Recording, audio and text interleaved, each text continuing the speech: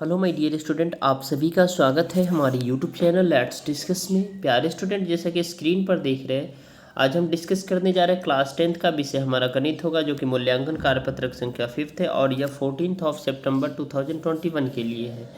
तो dear student, ये 10 अंक और इस कार्यपत्रक में 10 प्रश्न हैं, यानी 10 प्रश्न 10 नंबर के हैं। ठीक है, अब देखिए, इसे हमें समझना बहुत ही ज़रूरी है। ठीक है, अभिकथन कारण प्रश्न यानी 1 से 4 एक अभिकथन यानी ए और दूसरा कारण आर है। ठीक है, इन प्रश्नों के उत्तर का चयन करने में आपको ये A B C D option मदद करेगा तथा प्रत्येक प्रश्न का सही विकल्प को चेक आपको गोले करने हैं। ठीक है, तो पहला होगा जब ए और आर दोनों सही होगा, यानी अभिकथन और कारण दोनों सही होगा। अभिकथन कारण की सही व्याख्या कर रहा होगा तो आपका ऑप्शन नंबर ए करेक्ट हो जाएगा। दूसरा है अभिकथन और कारण दोनों सही है और अभिकथन कारण की व्याख्या नहीं कर रहा होगा तो बी सही हो जाएगा। तीसरा है आपका अभिकथन सत्य होगा यानी सही होगा और कारण गलत होगा तो सी ऑप्शन हो जाएगा। और चौथा है अभिकथन गलत होगा और कारण सही होगा तो आपका डी ऑप्शन हो जाएगा। तो चलिए हम स्टार्ट करते हैं प्यारे स्टूडेंट। तो क्वेश्चन नंबर हमारा फर्स्ट कह रहा है, एजर्सन है दी हुई आकृति में त्रिभुज ए डी बी समरूप है त्रिभुज सी ए बी का, यानी ये ए डी बी ये जो है ना डियर स्टूडेंट ये समरूप है, ये इसका बिल्कुल ये समरूप है। हमने पहले वर्कशीट में पढ़ा था इससे। ठीक है, ये समरूप है एक दूसरे का।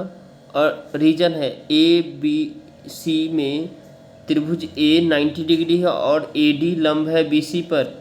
यस, ए डी लंब है बी सी पर, ये तो है ही लंब है बी सी पर और 90 डिग्री, ये तो 90 डिग्री का एंगल बना ही रहा है। ठीक है, तो ये भी सही है। ठीक है, लेकिन ये जो है ना डियर स्टूडेंट ये इसका करेक्ट एक्सप्लेनेशन नहीं कर रहा, तो आपका ऑप्शन नंबर इसका बी हो जाएगा सही। राइट, आपका क्या हो जाएगा, ऑप्शन नंबर बी हो जाएगा। अब दी गई आकृति में X M upon plus upon में M Y equal to X N upon में एन एक्स है। ठीक है, तो आर पैर जो है ना क्या है, रीजन है। ठीक है, जो कि एम भुजा एक्स वाई का मध्य बिंदु है। तो ये दोनों जो डियर स्टूडेंट ये दोनों ये इसके क्या है, पैरेलल है। ठीक है, अब ये आर एम भुजा एक्स वाई का है, बिल्कुल एम भुजा जो है ना डियर स्टूडेंट ये एक्स वाई का ही है, ये एम भुजा ये एक्स वाई का ही है, मध्य बिंदु है, बिल्कुल है। तो ये दोनों एक दूसरे की सही व्याख्या नहीं कर रहा है और ये दोनों सही है, तो आपका ऑप्शन कौन सा हो जाएगा, पहला का तो आपका बी है, दूसरा का भी आपका बी ऑप्शन हो जाएगा। राइट, पहला का आपका बी और दूसरा का आपका बी ऑप्शन हो जाएगा। भुजा कोण भुजा समरूप यानी भुजा कोण भुजा समरूप से एम ए पी समरूप है किसका, सी ओ बी का। ठीक है, तो एम ए त्रिभुज एम ए पी और C O B angle A O equal to angle O और angle B equal to angle P और angle C equal to angle M. Yes, तो ये भी सही है, ये भी सही है, तो ये दोनों क्या कर रहा है, इसका करेक्ट एक्सप्लेनेशन नहीं कर रहा है, लेकिन इसका बी ऑप्शन होगा। ठीक है, दोनों कथन सही है। तो एक बार फिर से बता दूं, पहला का आपका बी है, दूसरा का भी आपका बी ऑप्शन करेक्ट है और तीसरा का भी आपका बी ऑप्शन करेक्ट है। आई होप प्यारे स्टूडेंट आपको ये समझ में आ गया। अब नेक्स्ट देखते हैं हम, क्वेश्चन नंबर हमारा फोर्थ है, यानी बहुवैकल्पिक प्रश्न MCQ 4 से 10 तक में पूछे गए प्रश्नों का उत्तर दीजिए। ठीक है, दी गई आकृति में आर एक्स और ए वाई जेड एम का मान क्या होगा, तो ये हमें एम का वैल्यू निकालना है। ठीक है, तो चलिए हम इसे निकालते हैं सॉल्व करके। राइट, यहाँ देखिए डियर स्टूडेंट ये आपका ए ऑप्शन पहले करेक्ट बता दे रहा हूँ फोर्थ का। देखिए ये क्या है, ये जो है ना क्या होगा डियर स्टूडेंट, ये देखिए ये 2 अपॉन में ये 6.1 यानी इसके हम ऐसे लिख सकते हैं ना डब्लू आर अपॉन में आर बाय। ठीक है, और इसको भी लिख सकते हैं हम जो है ना क्या लिख सकते हैं, डब्लू एक्स अपॉन में क्या लिख सकते हैं, एक्स जेड। ठीक है, तो इसी ये क्योंकि ये दोनों क्या है एक दूसरे के क्या है, मतलब ये एक दूसरे के पैरेलल है। ठीक है, और ये इसका बन जाता है, हम पाइथागोरस पर में पढ़ा है उसके थ्रू। ठीक है, तो देखिए तो इसमें जो है ना 2 अपॉन में 6.4 और 1 अपॉन में 1.5 अपॉन में एम हो जाएगा। तो इसका जब क्रॉस मल्टीप्लाई करेंगे तो 6.4 इंटू 1.5, तो M equal to 6.4 into 1.5 upon में 2, तो एम इक्वल टू 9.6, यानी इन दोनों को करेंगे तो 9.6 अपॉन में 2, तो ये 4.8 सेंटीमीटर हो जाएगा, यानी ऑप्शन नंबर ए आपका करेक्ट हो जाएगा, यानी फोर्थ का ऑप्शन नंबर ए करेक्ट हो जाएगा। ठीक है, देखिए ये फोर्थ का आपका ऑप्शन नंबर ए करेक्ट हो जाएगा। और हम फिफ्थ देखेंगे। ठीक है, यदि त्रिभुज सी एम समरूप है एस ओ बी का, और एंगल ए 39 डिग्री है, एंगल बी 97 डिग्री, तो एंगल सी फाइंड आउट करना है। बहुत ही इजी है, चलिए हम फाइंड आउट करते हैं। देखिए डियर स्टूडेंट, ये हमारा त्रिभुज हम पहले बना लेते हैं। ठीक है, त्रिभुज बनाने के बाद हम आपको बता दें। ये देखिए 39 या 97 है, ये 39 97 है, तो हमें क्या निकालना है, ये सी निकालना है। ये क्या निकालना है, सी निकालना है। तो हम जानते हैं तीनों त्रिभुज का योग 180 होता है, तो एंगल ए प्लस एंगल, यानी ए 39 है तो 39 हो जाएगा एंगल ए, और एंगल एम प्लस 97 है, और प्लस एंगल सी जो है ना कितना हो जाएगा डियर स्टूडेंट, वो हमें फाइंड आउट करना है। तो इक्वल टू 180, तो एंगल सी इक्वल टू 180, यानी ये दोनों को ऐड करेंगे तो आपका 136 हो जाएगा। तो 180 में से 136 अगर आप माइनस करेंगे तो एंगल सी इक्वल टू 44 हो जाएगा। ठीक है, एंगल सी इक्वल टू क्या हो जाएगा, 44। तो आपका ऑप्शन नंबर बी करेक्ट हो जाएगा, राइट। ये आपका बी ऑप्शन करेक्ट हो जाएगा। क्वेश्चन नंबर 6 है, त्रिभुज बी सी डी में बी पी अपॉन में P C equal to B Q upon में क्यू डी, तो P Q I C D किस प्रमेय का कथन है। तो ये डियर स्टूडेंट आपको पता होना चाहिए, ये सीधा सा एग्जाम्पल है, ये है बीपीटी का कथन। ठीक है, बीपीटी का कथन है। ठीक है, विलोम। अब देखिए ये दूसरा है आपका 7 है, एरिया त्रिभुज L A G equal to 81 centimetre, L G equal to 6 centimetre, W Y equal to 4 centimetre. तो त्रिभुज हमें एरिया जो है डब्ल्यू एक्स वाई हमें फाइंड आउट करना। तो चलिए इसको भी देख लेते हैं।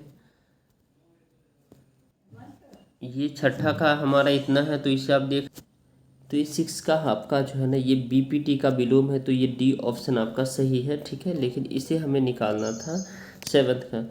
तो 7th का area angle L A G upon में area of angle W X Y, तो एल जी अपॉन में डब्ल्यू वाई, हम ये दोनों को आउट कर सकते हैं बाहर करके। ठीक है, तो ये स्क्वायर हो जाएगा। ठीक है, उसके बाद तो ये हमारा जो है ना कितना दे रखा है डियर स्टूडेंट, ये हमारा जो है ना ये 81 दे रखा है, और ये हमारा जो है ना 4 दे रखा है, ये हमारा कुछ नहीं दे रखा। तो ये हमारा जो है ना, ठीक है, अब देखिए तो ये कितना है, ये हमारा 6 है और ये हमारा 4 है, तो ये दोनों का स्क्वायर हो जाएगा।